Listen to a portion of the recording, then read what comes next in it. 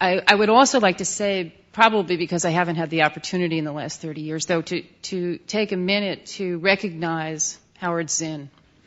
30 years ago, I was a young woman just short of college. And you were one of the few voices out there consistently telling Americans what our history was, who we really were, what our traditions really were.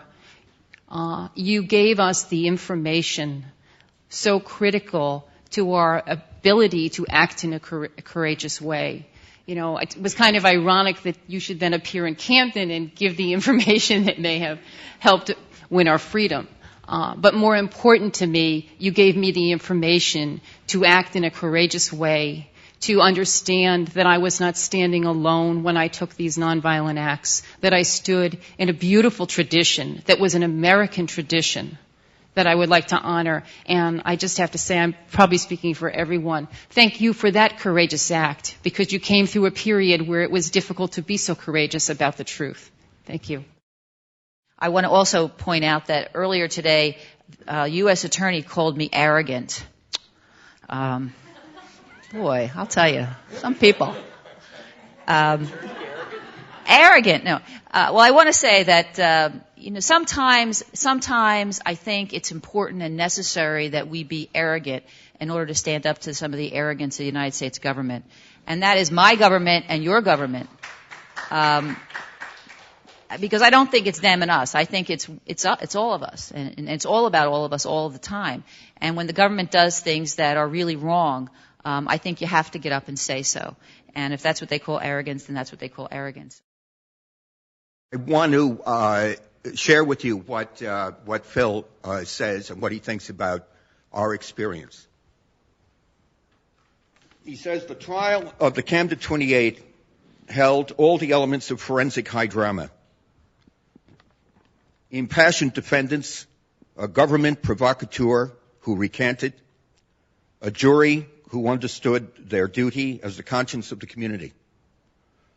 This trial, too unheralded and too soon forgotten, deserves rank among the great moral and legal contests of the 20th century. The defendants accomplished a rare and priceless thing. They held the government's feet to the fire, held it to accountable for a stupid, genocidal, and illegal war. Everyone here sends you all love, gratitude, and the peace of Christ. Phil, Liz McAllister, and others at Jonah House. It was said by someone else, but it was a terrifying, proud, and wonderful experience for me at the time. And I am grateful to have been able to touch some of those memories in a deeper way by being here in this room. And what I see in my mind's eye are the hundreds and hundreds of people who came to that trial every single day, and the people who didn't come into the courtroom because they were mimeographing the newsletter and cooking and doing everything else. It was a huge effort, and there were many people involved, and I'm really, really grateful to have been part of it. Thank you. I think the Vietnam just totally defined who I am now as a person and was then, more so than anything I can think of. And reflecting back, I think that's what's different now is, we didn't make the world a better place, which back when I was 20, I think I saw things very black and white. And I think if 30 years ago, if I thought I'd be coming back and Camden would still be the symbol, as Mick Doyle so very well put it, of everything that's wrong with America, which it is.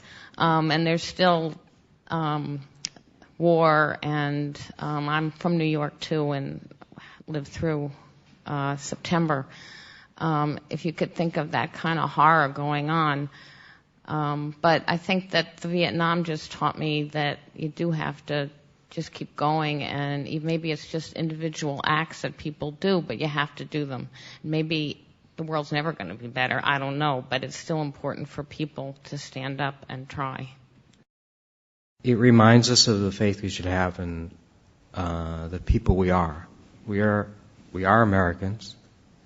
We can be proud that when we as Americans understand what the history of an event is, what a history of a war is, when we understand the facts, when we're not just hit with blurbs on the news or quick press releases from the government, that when we have time to clear our heads and think about things and see what happened in history, we make good decisions.